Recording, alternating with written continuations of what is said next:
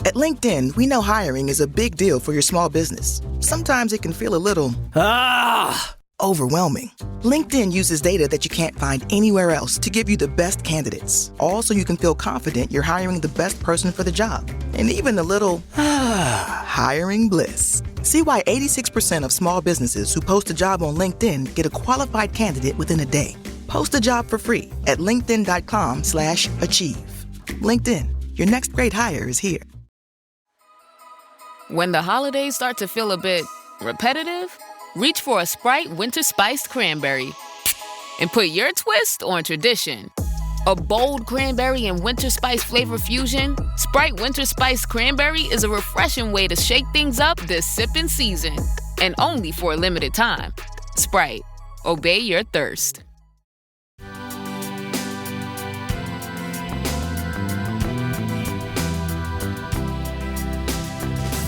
If you're going to eat a center-of-the-plate protein that's best for you as a human being and best for our planet at the same time, seafood wins every time over every other center-of-the-plate protein that exists. Animal center-of-the-plate protein. This is Taste. I'm your host, Matt Rodbard.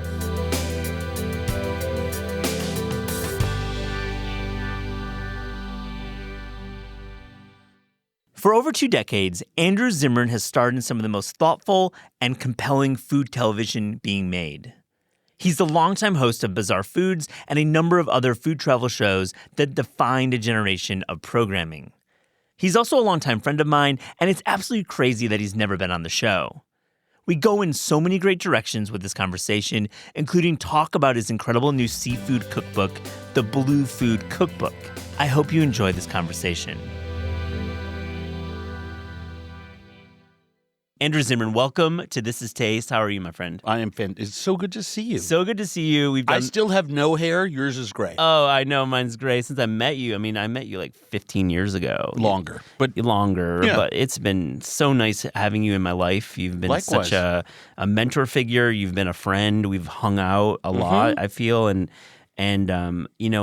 every conversation is meaningful with you. Well, thank you. Likewise. And all of our conversations previously have been off the record. So we're finally going on the mic. So I love that. It's really fun to have you here. And skewer me. Let the harsh light of interrogation shine its evil gaze upon me. We can go that mode. And first off, the Blue Food Cookbook is just, it's an absolute masterpiece, and we're going to talk all about it later in the interview. But first, you're back in New York City. I know you were just flying in, but you travel to New York quite a bit from Minneapolis, where you live. Where do you like to go these days, restaurants wise? It's a combination. It's divided. I was born here in 1961. I spent the first half of my life here in New York City, so I worked here in restaurants.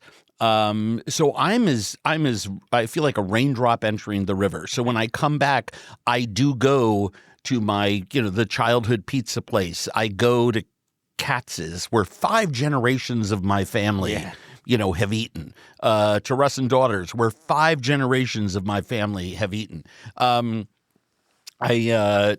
Tomorrow, at some point, I'm going to get to, head out to like Spumoni Gardens, and I'll go out to Flushing and eat some Chinese food. The last time I was here in town, I went to, I think it's Blue Willow, a new Chinese restaurant that is absolutely fantastic, very seafood driven, superb dim sum. The chef is rather famous in the world of Chinese chefs in New York City who toil in anonymity except in their own communities. Yeah. But his wife is doing the dim sum. Oh, cool.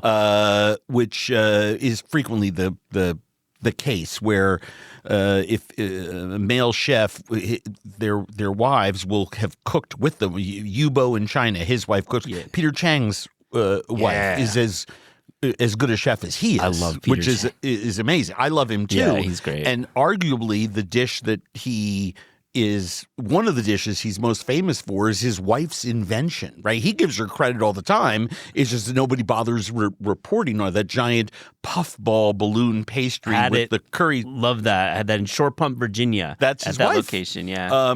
Best name of any town Truly. that a restaurant's in.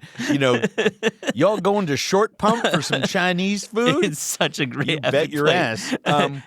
But so I'm going to go to Blue Willow. Recently, on a couple stops over the last few months, I actually wrote about it on my Substack. The re-Frenchification of New York. Yeah. I mean, I was not the first person. I think the first article that I saw about it was probably Helen Rosner's, Yeah. But this has been going on for about the last, 18, 19. When did Carmelini's new restaurant open up? When did Tete d'Or open up? A year? Yeah. Something like that? Yeah. But, now you have, Riyadh and Lee took over Vaudor as well. Vaudor. Absolutely. So been to all those. Yeah. Adore them. Le Chien? Yeah, Le Chien, sure. Yeah, fantastic. Absolutely. Fantastic. She's amazing. Yeah, wanted to have her on the show. I've gone to all these French restaurants not because I'm a Francophile. I'm an eater. Yeah. I like to eat. And I have a firm, it changes for me every decade, but at least this year, this day, sitting in a chair talking to you, while the depth and the breadth of the major Western European cuisines is not as robust by a mile as the depth and the breadth of Mexican cookery, pre and post contact, Chinese cookery, right, through the thousands of years, which are obviously the two big culinary pillars, in my opinion, in the world. French cuisine codified and reinterpreted in 2025 in New York City is a brilliant rendering of food. It is fucking delicious. Yeah. And so without getting into arguments about who gets to cook what, when, how, and where, and what reflects culture now in America and all the other issues that sort of come along with this, if you're just thinking about deliciousness, this Frenchification that's going on in New York is pretty spectacular. I ate within the same week at Restaurant Danielle and La Tête d'Or. Oh, yeah. And I found several dishes at Danielle as thrilling. And I actually sent him a note. I said, it's the best meal that I've had there in 4 or 5 years. Yeah. And it just reflects the attention to detail that his dining group is putting into the food there. I mean, there were no duds by any stretch of the imagination, but the way chefs are when you're eating at a fine dining restaurant, it's like everything's up for grabs. If you're spending money, it's got a lot of Michelin stars, like that all that food should curl my toes, right? Yeah. And it did. Yeah. But the energy and excitement at his silver trolley I don't even want to call it a steakhouse because it's more than that, but it's just a silver trolleyed restaurant with waiters carving, I think the best beef in New York. I mean, Daniel is made for New York. I mean, he's played it like a piano, like a maestro. I mean, he understands his rhythms. His potatoes, I mean, it's the same thing I felt when I went to Carmelini and his potato. I mean, like a chef in their prime, and Daniel Boulud is not a youngster, but he's also not a lion in winter either. No. He is an incredible culinarian, and he has done such a great job with his new places. I think Le Vaudor, if you said to me, name one restaurant in New York we're going to eat in, let's go right now, it's Le Vaudor, despite my obsession with Chinese food of all kinds and wanting to go to some secret little spot to eat at a 12-seat izakaya or grab some spumoni, which you bring up. That's right. I mean that place. That's definitely my top 3 for New York. Mine too. It's F&F and definitely L&B Spumoni's too. I'm just one of those guys, and it is I'm not going to lie to people. I don't have to wait for corner slices there. They see me. I just sit at a table and magically an entire pizza is delivered there within a couple minutes. But, I've been going there for my whole life. Okay. People always ask me, they're like, do you get treated differently in restaurants? And I said, well, yes and no. I mean, obviously, sometimes you make a reservation and they may know, some people may know who I am. And, you may have someone who's a fan who's working there. I bumped into somebody and they invite you in, and obviously you're getting different treatment. But if you want to be a regular in a restaurant, just go there a lot. 100%. It makes such a difference, and that's true whether you're shopping for food. Oh yeah, eating food. At the corner deli. I mean, you're just going to get treated better. It's what Michael McCarty told me a year ago, and I haven't stopped thinking about it. How do you become a regular at Michael's? You go a lot. That's right. And you don't have to have a gram count and a blue check. That's right. Just get to know the guys. That's it. Get to know the people. That's it. How does the bartender know what you drink? Yeah. Because I go there a lot, right? I mean, it's a fascinating experience. But I thought Le Veau d'Or, maybe because I had gone there as a kid with my dad. Amazing. To see that restaurant go away. What was away it called then? What was it? Le Veau d'Or. The name never changed. Interesting. But to go away and come back. And gosh, now I'm really feeling old. It was the same thing at the Oyster Bar Grand Central Station, which, physically closed for a long, long time. But when you see these restaurants go and come back, I wish... I spend a lot of time thinking about restaurants that no longer exist that I went to with my father as well. When I'm in those places, I think of him. But man, what Lee and Riyadh are doing at Le Veau d'Or is absolutely. And by the way, for all those people who are like, well, you're just saying that because they have calves brains on the menu. It's like there's like straight up steak frites. I mean, it is a limited menu in the sense that it's changing all the time and stuff. And I was lucky enough to be there and, have frog's legs and calves brain, all the things that I loved. Yeah. But those things were all being cooked at Le Côte Basque and, all the great Midtown French. Haute cuisine parlors that my father dined, Le Caravelle and Lutèce, when in the 60s and 70s, when I would go out to eat with him on special occasions or just have lunch with him when he was going to yell at me. I knew it was I knew I was going to the hammer was coming down when we were at a good, because my dad knew I wouldn't make a fuss because they were so intimidating. But so many, I actually looked at an old Côte Basque recipe or an old Côte Basque menu after my first visit to Le Veau d'Or because I sat there and thought to myself, wow, this is a rebirth of a New York restaurant tradition that's been going on, goes back to Pavillon and before that, just back and back and back and back. So yeah, I think the Frenchification thing is really interesting right now. Today's episode is brought to you by ButcherBox. As a food writer, I can be a little skeptical about subscription cooking boxes you hear about on podcasts. There's big talk about cooking simplicity, but you're usually left with disappointment after smashing that promo code. Now, Clayton, have you ever tried one of those subscription boxes? Yeah, Matt, my friend gave me a code for that one that has all the chopped vegetables in little baggies. I felt like a drug dealer trying to cook dinner. Yeah, man, I have so been there. ButcherBox is a true exception. I was sent a box of premium beef and pork and was blown away by the quality and variety. There was 100% grass-fed pasture-aged ribeye, tri-tip, and ground sirloin for my favorite at-home smash burger recipe. George Moats, you better watch your back.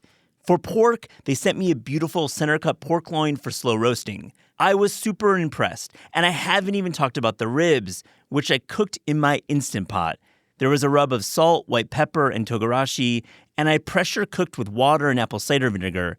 It was incredible. These ButcherBox ribs are amazing. For nearly a decade, ButcherBox has led the industry with meat and seafood that's antibiotic-free. As an exclusive offer, our listeners can get free protein in every box for a year, plus $20 off your first box when you go to butcherbox.com/taste. Visit butcherbox.com/taste to get this limited time offer and free shipping always. That's butcherbox.com/taste. Don't forget to use our link so they know we sent you. This episode is brought to you by Aura Frames. If you're one of those last-minute shoppers, you might know the feeling. Ideas are running low and the clock is ticking. Aura Frames is the solution with a gift that feels personal and can be purchased in no time. Aura Frames are great. They sent me one to check out, and it was really cool and dumb simple to set up. I loaded photos using the app, and it was displaying them instantly. There are no limits to the amount of photos you can load, and you can customize messages with each photo. And here's the deal. You can preload an Aura frame with photos and have it directly sent to that special person in your life, gift wrapped and all.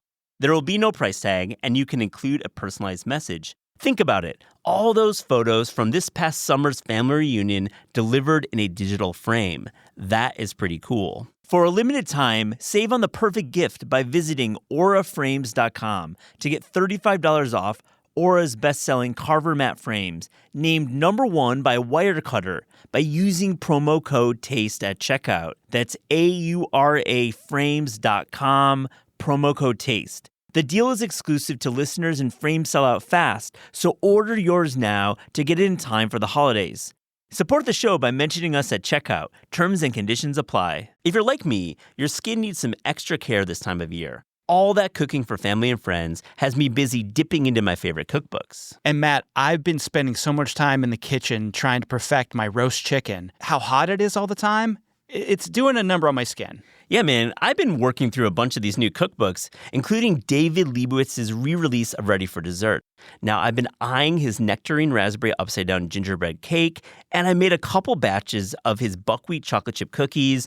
Honestly, the cookies turned out great, but in the end, all that time with the flour and the dough, my skin is a wreck. That's why I've continued to rely on OneSkin. I love their OS1 body formula, and it's been invaluable to have a daily routine that delivers both powerful skincare and longevity benefits, all in just a few simple steps.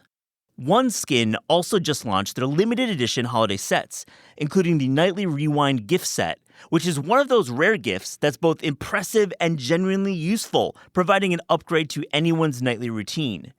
Featuring their best-selling face moisturizer and their new peptide lip mask, each component of the set is designed to work together as your body enters its natural nightly repair mode, helping renew skin at the cellular level for a stronger, smoother, and more resilient skin.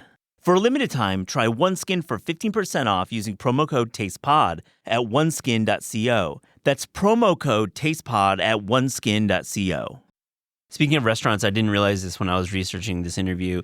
You were a restaurant critic in Minneapolis. Yes. I did not know that. So what kind of restaurant critic were you? Were you like firm but fair? Were you really hard? And I love you write in your new book how mussels were really the dish that could tell you everything about a restaurant. Everything. I love that. Everything. But like Andrew, I mean, I love your writing. I just didn't realize you actually were a critic. 7 years. I didn't realize that. I was the dining critic for Minneapolis St. Paul Magazine, which is our big glossy monthly, winner of lots of magazine awards. A really, really terrific. long-standing magazine in our state. I left. The backstory is I was a chef in a restaurant, and I knew I wanted to tell stories to a bigger audience. So I was trying to sell TV shows, but you can't. That doesn't happen overnight. Yeah. By the way, this is 1997. So I knew that I needed to learn more about how media worked. And by the way, there was no social media. There were no laptops. There was. I didn't have a desktop computer. I mean, what an 1997. amazing thing! I think I had a Palm Pilot. Ooh. I think that was my device. Yes. So there were no cell phones, really, to speak of. But what was fascinating about that time was I went to a radio station, a magazine, and a TV station, and got a job at each working for free, and because I could afford to do it for 90 days, and I just sort of made myself indispensable, and showed them what I could do, and then they came across with basically between the three I could cobble together a living and pay my bills. Just started a family. And I needed to feed my baby, so there were. the magazine stuff took off. Well, the radio stuff and the magazine. Well, I guess they all sort of took off. The TV thing just kept expanding, and then I was the food features reporter, and 5 days a week for a independently operated station that became a Fox O&O. And you were like field producing too. Yeah, of course, because that's what you do. That's why when people say to me, where do I learn how to do this? I just go do it. I mean, because live local news is disappearing all over the country. Oh, yeah. When I started it, you went out with a videographer, and the two of you wrote, directed, produced the packages that you were doing. The news director would tell you, hey, go out to the Seavers Corn Farm and Halloween is next week, make a package. Yeah. And then they'd call you and say, make one for the 6 o'clock, make one fluffy for the morning, make one serious for and so you went out and then you edited it and like and on wrote online the script and then did the VO. Yeah. And the two of you were a team, and you did everything together, which was great training for all of my subsequent TV work. So that went well. The radio station, I did a weekend food show, but I learned how valuable it is. I learned more about TV doing radio than any other job because ultimately I was doing drive time radio 5 days a week. And you've got to be the same at 3 o'clock as you are at 6 o'clock for a listener. And in television, if you're bummed out and low energy on Tuesday afternoon and Wednesday morning, you are high energy and blissed out, they can't edit that together. Yeah. It doesn't matter. You can wear the same colored shirt. You can shoot it in the same spot. It is two different personality types showing up. So you learn the discipline of how to be in front of a camera. I learned that in radio. But the magazine job, I started doing a little squib like the secondary review, Yeah, like the capsule. But it was critical, though. You were critical. It was great. Started there, and then by the time I left, I was doing 6 pieces a month for them. The last 7 years that I was with the magazine, I was doing the primary restaurant review every year and working with the restaurant editor on our 3 or 4 special issues every year, 2 of which were cover stories, best restaurants of the year. Every Glossy City Monthly does that. So I was the guy, and it's funny you're asking me this question because I just read, Eric Wong from Pekin. Yeah, Pekin Duck House. Chicken, Pekin Chicken, yeah. Yeah, the spicy sandwich place. Yeah. He has a Substack. Oh, cool. And I just read an article that he wrote asking the article I think is titled, Why Aren't More Chefs Dining Critics? Yeah. And I liked it was very thought-provoking. Yeah. I liked a lot of what he said. One of the things that I kind of disagreed with was, there's great sportscasters who never played the game. You don't have to have played the game because Eric's position is, wouldn't dining criticism be better if more people who played the game were writing it? And I agree with that in general and in principle. It just doesn't really always happen that way. You got to be a good writer, and you've got to, there's that's the foundation of the job. A lot that goes into it. I found extreme success as a dining columnist and doing all of the pieces that I was doing at Minneapolis St. Paul Magazine because I had the experience. You couldn't bullshit me. When the server were like, this is how duck is supposed to be prepared or whatever. When I would say, because you visit, then you call and you ask questions. You may sneak in another time. And for people wondering, I was not doing national television at this point, so I wasn't like I was recognized everywhere. But I knew how things were supposed to be. Now, that doesn't mean that I wouldn't go into a restaurant and not learn something. I learn something every day. I believe we all remain I'm the most curious, teachable person I know. I mean, I love learning.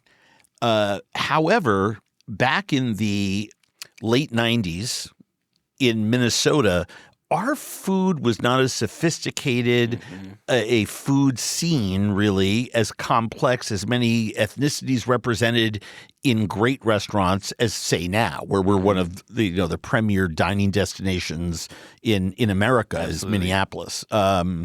and which I'm very proud of. And for the small part I think I played over the last 30 years in helping to grow that part of the world. But yeah, when you have seared salmon over ratatouille at a bistro, and they tell you this is how it's supposed to be, it's flaccid right away. skin, Yeah. and I can tell how long it cooked in what kind of pan with what kind of oil, and they just can't fool you if you've spent 20 years in professional kitchens before that. The mussels thing, mussels are very fragile, and they dry out very quickly. Yep. And if you're not sourcing them right, they're already coming to you where they really shouldn't be served. Which is like the first thing you look at a restaurant, how you source your food. And so I would always order the mussels in every restaurant I went to. It did not matter. Yeah. I obviously in certain places I wouldn't order frozen New Zealand greenlip mussels because it's a whole different ballgame. But Pacific Northwest or Maine, farmed or wild, it did not matter. The mussels should fill the shell. They should be plump. They should have a certain amount, and then we kind of go from there.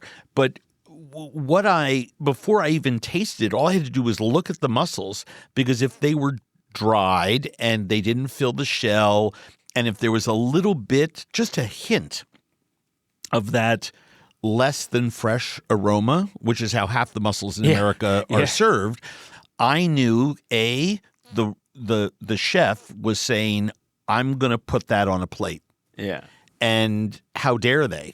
Yeah. Do something else with them. Steam them all off. How about family meal? There's lots of, don't waste food, right? No, mussels are still good, but that shouldn't be served. I mean, the guest. competence of the chef was known right away. They actually serve like mussels that are dried. Yeah, should. Yeah. And I always could tell how something was handled, because if it's I also knew there was only a certain number of companies delivering fish in the Twin Cities when I was reviewing, and I knew them all. So I could tell based on I would say, where are the mussels from? And if they said, they're farm mussels from Maine, I knew who was carrying them and where they were buying their seafood. If they said they're from the Pacific Northwest, they're wild or farm, I knew who they were from. And, I would know, because I had been ordering from those companies, well, you can only get those mussels on Tuesdays and Fridays. It's a Monday. They look great still. You're doing something really smart. You've stored them properly. Yeah. So whatever the Friday or Saturday delivery was, still good on a Monday, right? Now, what was Tony's great admonition in the New Yorker column, never order the fish on a Monday. Yeah. He and I would have endless conversations about this, because I kept having to remind him, I'm ordering seafood on a Monday because it tells me it tells me a lot about how the kitchen is run. It's detective work. And he's like, but then you have to eat it. And I'm just like, well, yes and no. You know, you can sort of pick at it. Yeah. You can get up and leave. But you can tell right away that the kitchen is handling it properly, and that's actually, you want to order more. It's a great thing. Yeah, it's great. It's great information. Interesting. We used to, when I was doing in the restaurant, the last restaurant I had in the Twin Cities that was fully mine before I took that job, all of our leftover seafood on Sunday, I would come in the morning for 2 or 3 hours. It was my day off, but I would make a seafood terrine or a seafood soup, and then that would be served Sunday night and Monday on my day off as the cold special and the soup. And it's how we sort of got around all of that. And Monday was our slowest day anyway, so we just said, we served a great moule marinière, but we didn't get a delivery. Our delivery was Tuesday and Friday. Yeah. So Monday we were just always out of it. Yeah. That was it. We just said, we're out. That's the way, when you tomorrow. order appropriately, that's it. I just thought that was being responsible to the guest. Yeah, definitely. And I find, look, I support restaurants. Restaurants are being kneecapped. They're more going out of business right now than ever before. Talk about it all the time. It is a fucking horror show out there. Yeah. And, I work publicly and actively to on laws to help support our restaurant community, independent and otherwise. So my heart is with restaurants. I I mean, I love restaurants. I am who I am because of restaurants. I grew up in restaurants. I've worked this is my 50th year of taking a paycheck in a restaurant. I mean, that's a lot of time. So I would, my love for restaurants, I would put up against anyone's. But I do think if we don't call out restaurants that aren't responsible to the guest, we're doing the industry a disservice. Yeah, man. And I've always felt that way. So I think I was a tough critic because I was working for a glossy monthly. And as you know, glossy monthlies rely on local advertising, including restaurants, to survive. That's why I asked you right away if you were like a tough critic. And so I was wondering. I kept getting yelled at all the time. And I was lucky, kind of like in my TV career. Yeah. I got popular enough with readers that I had a little more leverage, and I could say, well, then take me off the beat. I mean, if you don't want me, I said, this is what I'm going to write, and I'm going to be honest and fair. Yeah. And in the world of glossy monthlies, honest and fair sometimes isn't an option. No. Let's move on to the book. Blue Foods. To me, it says a lot of things. I was thinking Blue Zone diet, frankly, when I first heard it. Or blueberries. But it certainly isn't. And I think the idea is Blue Foods are the next chapter for seafood. Yeah. This is exactly how we should be thinking about seafood right now. Correct. And maybe forgetting or ignoring some of the previous misperceptions. And there's a lot of myths that are busted in this book. And again, such a terrific book. When I asked you right away, when I saw you, I was like, Andrew, the book's great. How long did you work on it? And you're like, a long time, right? Well, I first, what I actually said was 2.5 years. And I said, well, 15 years. And I said, well, actually my whole life, because I usually, on the stump, talk about growing up in New York and Long Island and, collecting wild mussels and clamming with my dad and surf casting for bass to throw on the grill. And I've always cooked seafood. I've eaten, the seafood has been my life, but I really sort of dove in to the deep end of the pool when it comes to policy, international trade, and the issues of sustainability and climate crisis, immigration, job equity, economic development that surrounds seafood in America as issues that affect how we eat and why we eat it. And I want to say here and now that while that sounds wonky, the book has 145 amazing recipes in it. People are going to love it. Eric Wolfinger did the Eric photography. Did the book? Oh, amazing. Yulia Shevchenko did watercolor illustrations. A stunning one of mussels is on the cover. Barton Seaver, a legend in the seafood community, is my co-author. And a lot of he said stuff is in the book because there is no one way to cook a piece of salmon, right? No. I mean, so we love having two different chowders and two different pastas that have the same ingredients, have the same title, but have very, very different approaches to it. But there are so many. When you decide to write a book about seafood, and thank you for calling out the issue of the word blue. The United Nations came up with the term blue foods to place it in contrast to the green economy of the world. It was an easier way to talk about UN policy. We, I believe, are the first people to actually talk about blue food in a way that incorporates anything that comes from the lakes, rivers, streams, ponds, and oceans and seas of our world. We think it is holistically how we should be thinking about eating day to day, week to week, month to month, as the seasons come and go, when certain fish are green light go because the fishery is doing well and other fish are farmed and they come from a responsible source. But the minute you start to write a book about seafood, immediately the audience for whom you're writing says, I'm confused. I'm already confused. It's a seafood book. And as an author, you've got to be responsible to the reader. So I delighted in being able to say, okay, we know, here are your questions. Farmed or wild? The answer is both. Yeah. Fresh or frozen? The answer is both.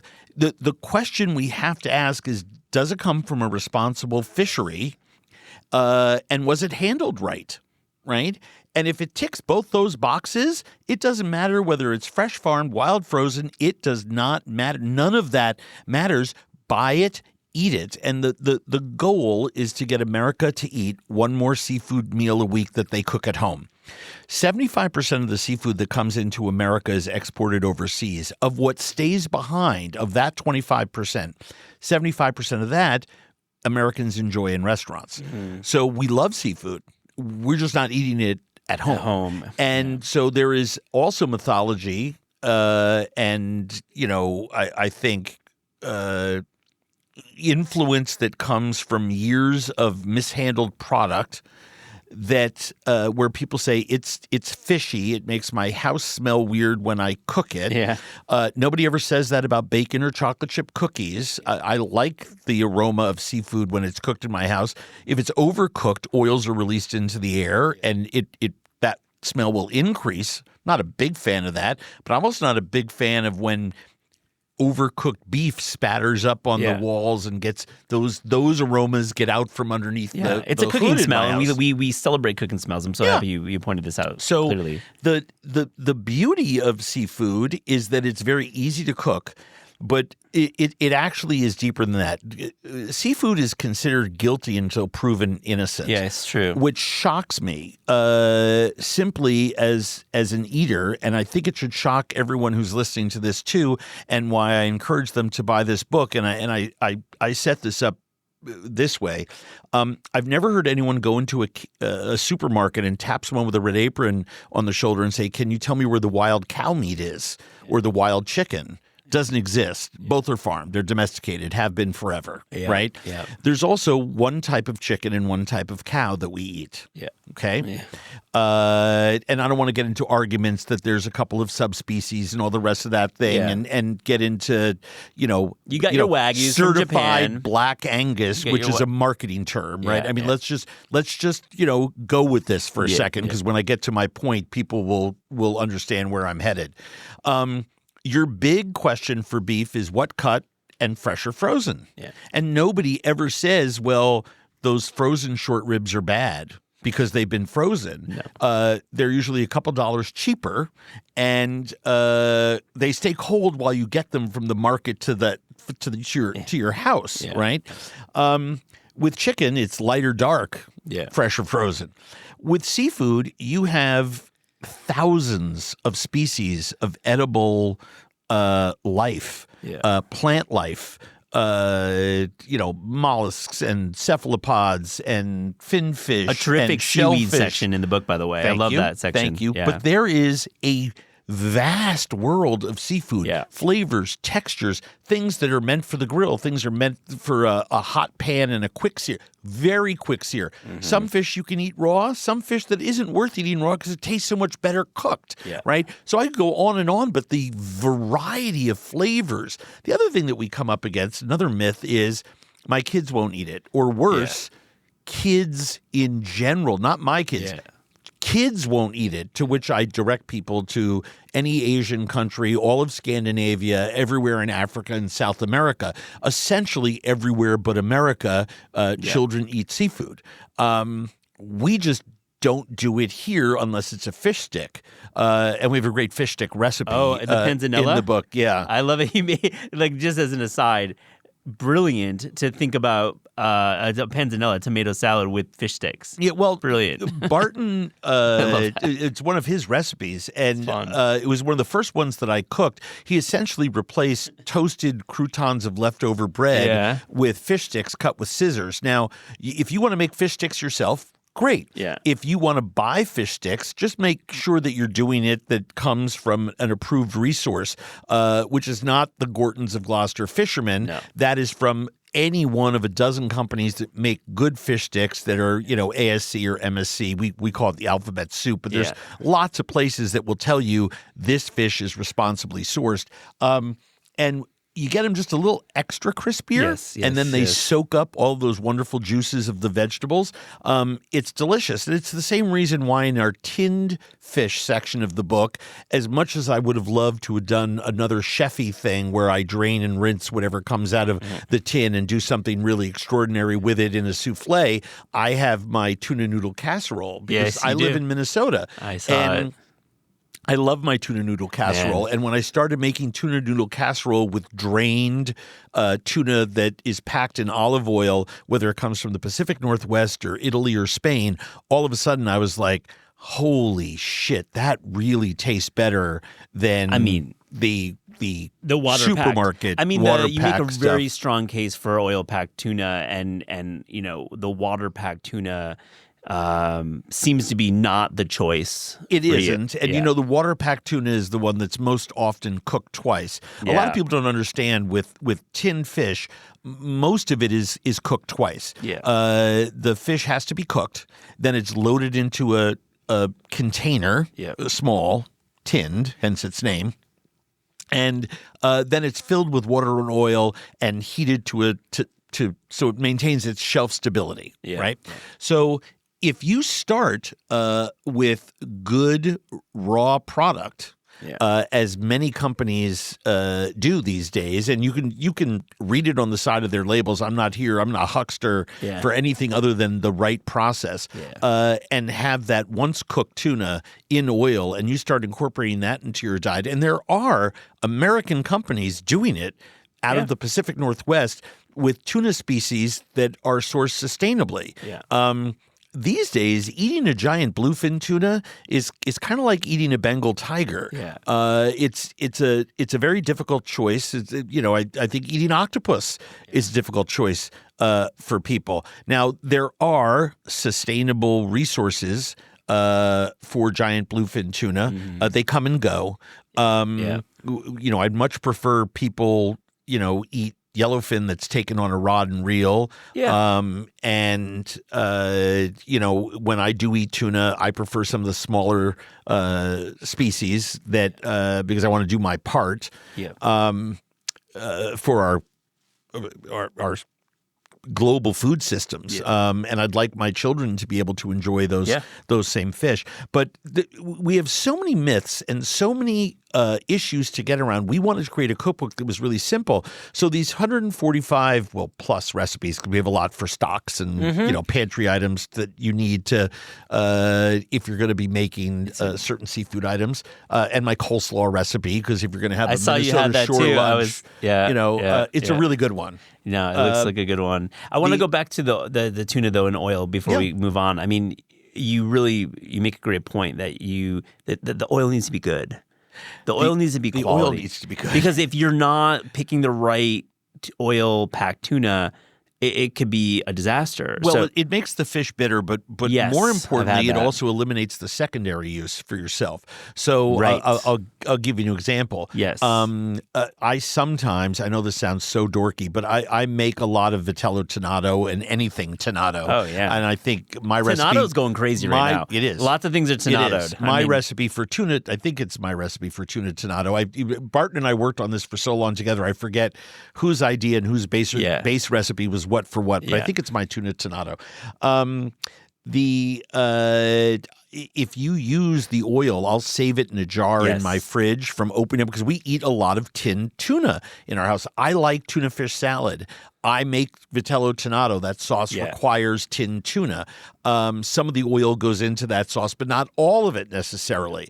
I like tuna niçoise. I use tinned tuna a lot. With oil packed. Correct. Kind of with always. good olive oil. Yeah, with good olive oil. Yeah, And whether that tuna in the packery or the fishery is in Morocco or Algeria or Spain or Portugal or any of the countries that are doing a really good job with packing it, Europe and North Africa does a phenomenal job. Yeah. Great value with the North African product. And it's essentially, if you're tired of paying really large, crazy prices for the Portuguese and the Spanish stuff, you can go down. Well, Ortiz is one of those things that, like wineries, has several different labels, right? Yeah. So, there are Ortiz levels. There's levels levels to this game. There's levels to Ortiz. But the fun of it for me is that I can take that and make a salad dressing that I might put on leftover grilled salmon one day, and it has a really extraordinary flavor because it's been packed around that fish. If you're taking sardines out of a tin and you take 3 or 4 tablespoons of that oil that's with the sardines and you make a very mustardy vinaigrette with a little bit of hot chili minced into it and a little bit of orange and lemon zest, no juice, just the zest. Save the juice for the dressing on the greens, and you lay those sardines on those greens, then you dress it with that mustardy vinaigrette that's made with the oil from the tin. It's going to curl your toes. It's got great value to it.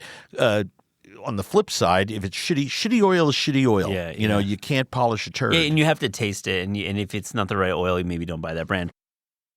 This episode is brought to you by Tempo. We are all really busy this time of year, and sometimes cooking is not an option, though we crave a healthy, creative, home-cooked meal that an Uber Eats delivery or slice of pizza isn't going to satisfy. Tempo is a smart solution. Delicious pre-made meals, creative and always interesting, arrive to your door perfectly portioned for lunch and dinner and ready to eat in just 2 minutes. I recently gave Tempo a try and I was super impressed. The 3-cheese broccoli chicken orzo with roasted honey carrots was exactly what I wanted after a busy day interviewing chefs and writers in the podcast studio. Sometimes you just don't want to think about dinner. And honestly, I'm one of those people sometimes, and Tempo was the solution. With 20 meals available for delivery each week, mealtime is never boring. And for those macro counters out there, Tempo is a smart option. For a limited time, Tempo is offering This Is Taste listeners something pretty amazing. 60% off your first box. That's 60%, which is pretty close to free. Visit tempocooking.com/taste for 60% off your first box. tempocooking.com/taste. Rules and restrictions may apply. Today's episode is brought to you by Our Place. Now, Clayton, let me ask you, what's your pots and pans setup looking like? Well, you know, I have a few cool pieces that you could call vintage if you're being very, very nice. But honestly, I do think I need an upgrade. Yeah, man, I was kind of in a similar place myself, and I recently went on a search for the perfect sauté pan. I read all the Wirecutter and Reddit pages and landed on the Our Place website. I liked how their cookware looked. It was minimal though functional, with a color palette that matched my own aesthetic. And I really liked that they make better kitchen products that are simply better for you. Our Place makes high-performance, toxin-free cookware. It's that simple. Their products are made without forever chemicals like PFAS and PTFEs. I had to Google that, and man, that stuff is nasty. So you can cook confidently without wondering what's in your pan. Stop cooking with toxic cookware and upgrade to Our Place today. Visit FromOurPlace.com/taste and use code TASTE for 10% off site-wide. With a 100-day risk-free trial, free shipping and returns, you can experience this game-changing cookware with zero risk. That's FromOurPlace.com/taste and use code TASTE for 10% off site-wide. This episode is brought to you by OneSkin.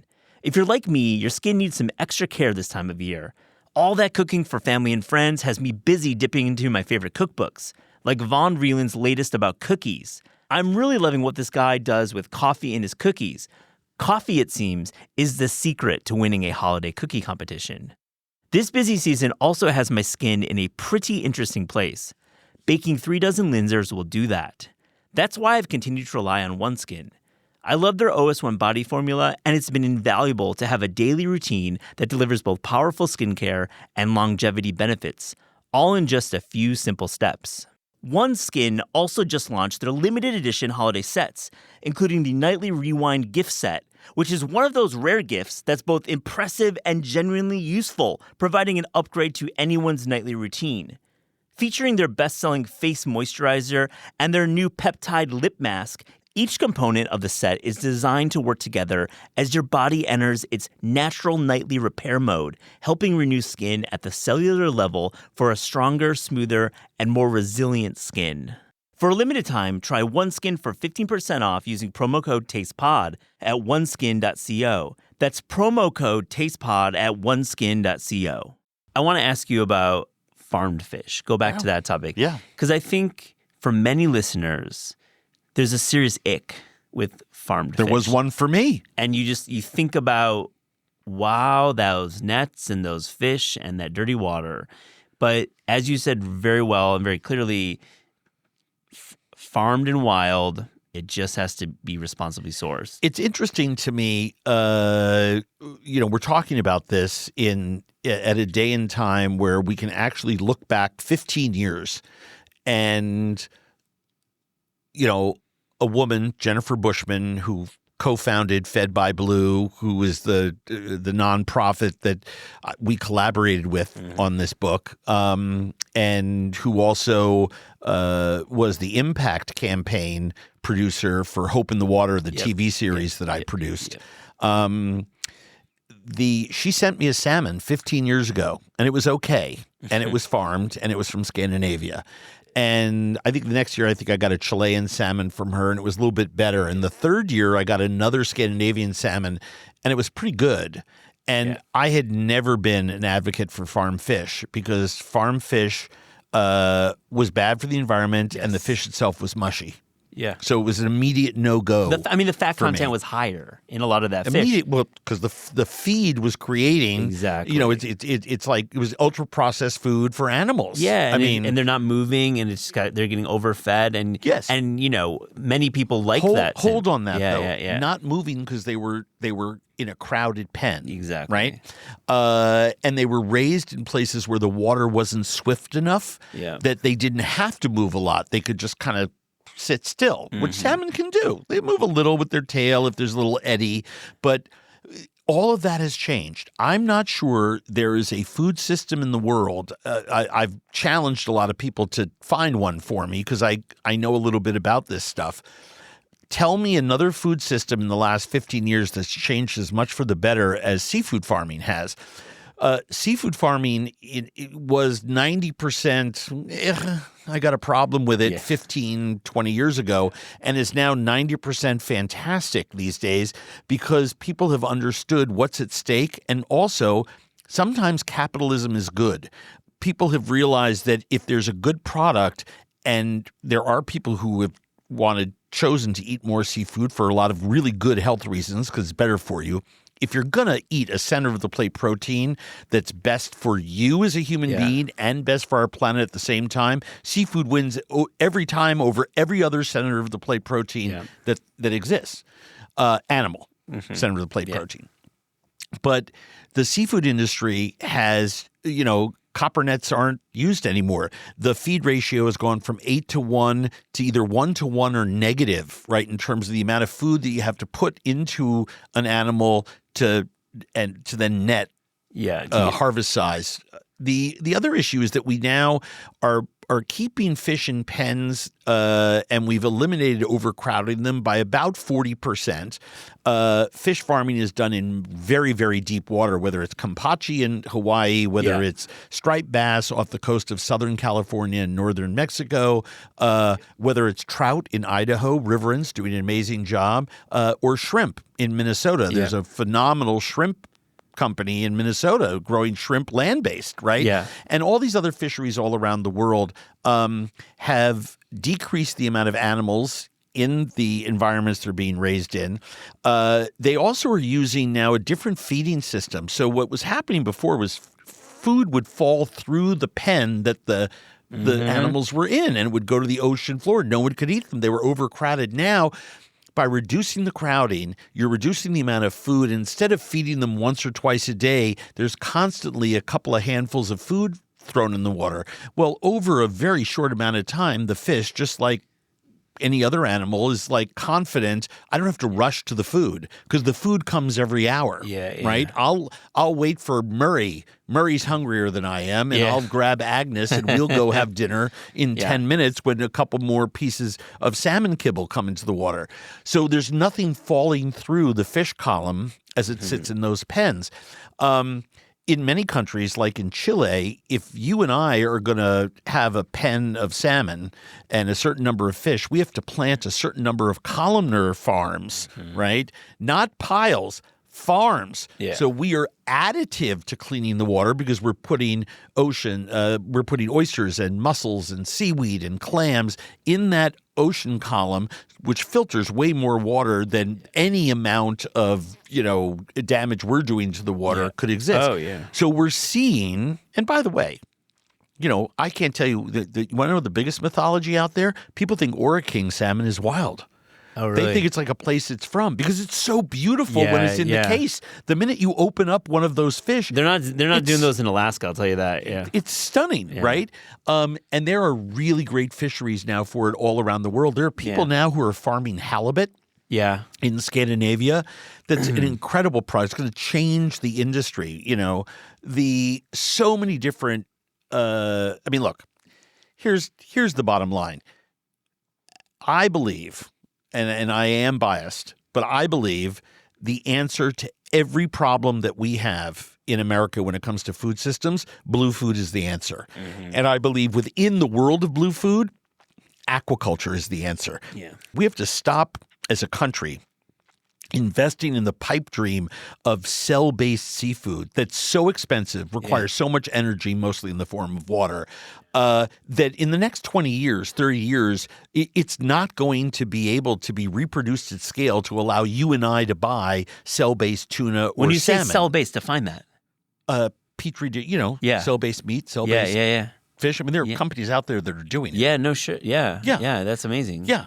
But you're kind of blowing my mind right now. But the problem is we have a lot of people who've invested billions of dollars into something to hope for a big payday 30 years from now. Yeah. It's 2025. We don't have 30 years. Yeah. Right? Yeah. We have 5, 7, 10, 20, 30, depending on what the issue is. Yeah. Right? Yeah. And, again, I've spent the last dozen years of my life getting really head-ass and overcoat into global food systems and issues at a pretty high level, working with a lot of NGOs and have a lot of projects going around the world. That's really what I spend most of my time doing these days. The fact of the matter is that we need just a much smaller investment into aquaculture to help it scale so that we can feed a hungry people, not just in America, all around the world. It's in our best interest to do so. I'll give you a very quick example. Africa is the world's largest island. I know it's man-made, but go with me here, right? So Africa's this giant man-made island. Some of the best seafood I've ever had in my life is in Africa. Yeah. East, west, north, south. People forget what a great seafood city Alexandria is, or how good the seafood off the Namibia coast and southern Africa, Cape Town, right, South Africa, Morocco, Aswaria, one of the seafood capitals of the world. You can go on and on and on. Senegal has incredible fisheries, surrounded by water with very little pressure on the animals because it's all the fisheries there are essentially artisanal fisheries, right? 96% of Zambia, freehold farmers. That's a landlocked country. All the coastal countries in Africa, 90% artisanal fishermen. So they're just going out, bringing a couple pounds of fish in. They get together, sometimes co-op style, sell it on a beach. But there's very little electricity comes down to the shoreline. Yeah. So despite having some of the best seafood in the whole world, Africa's only responsible for about 4% of global fish exports. Yeah. The green economy there is dying. The land is being overused because so many of those countries are in the midst of climate crisis and conflict. My work with the International Rescue Committee, it's scary how those C words have, and it was COVID along. We used to be the 3 Cs. Now we're just down to 2. But these hungries are struggling to feed themselves. So, of course, they're going to not let land go fallow, and they're going to take every ounce of energy out of the soil in order to feed themselves. I would do the same thing for my family if I was a farmer in the interior of Africa. And you can't tell them to not grow something. They're literally trying to feed their communities.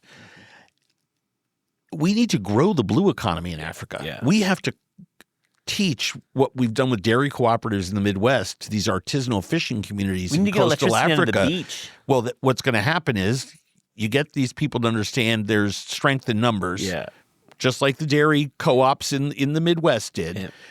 Then numbers will be aggregated. Then the World Bank and African banks will invest in them. Last year, I learned at the UN General Assembly, I was in the room with the World Bank people where they announced to a small group of us, I wish it had been public. I mean, a lot of what goes on at UNGA Climate Week here is behind closed doors. And I'm like, oh my God, we should be screaming this from the mountaintops.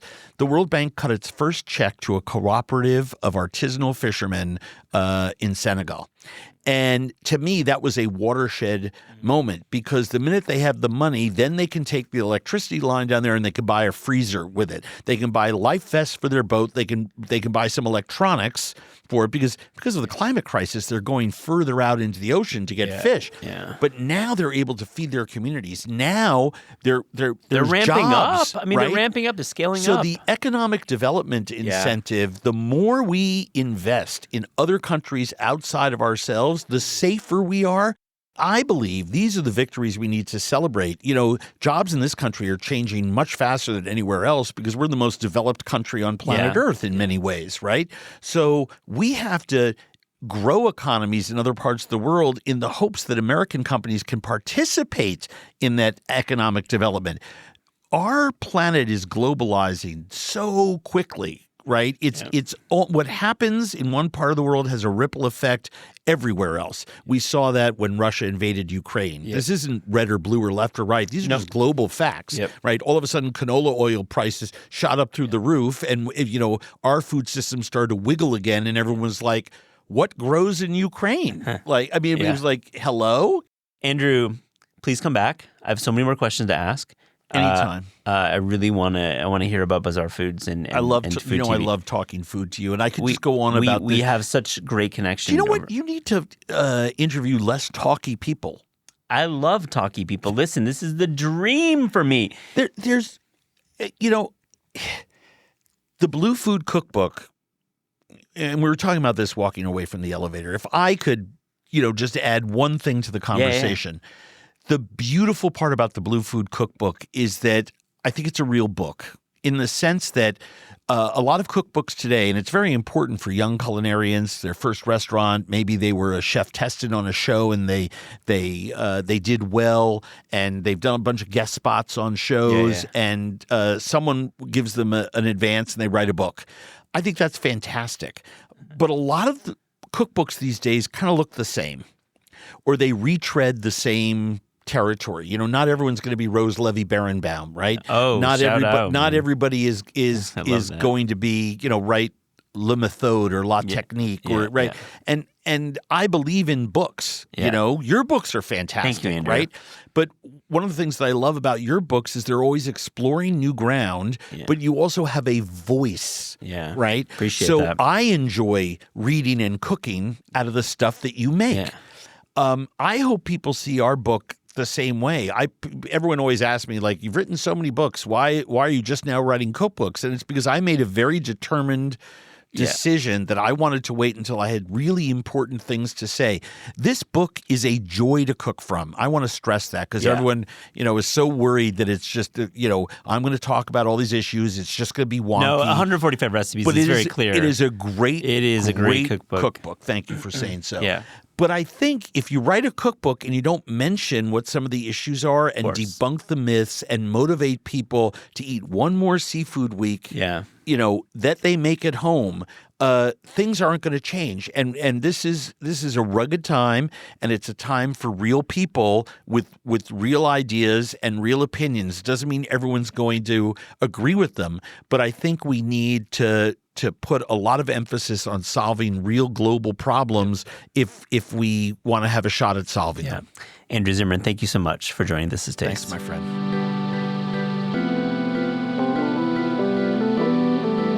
This Is Taste is hosted and produced by Eliza Barbanal and me, Matt Rodbar.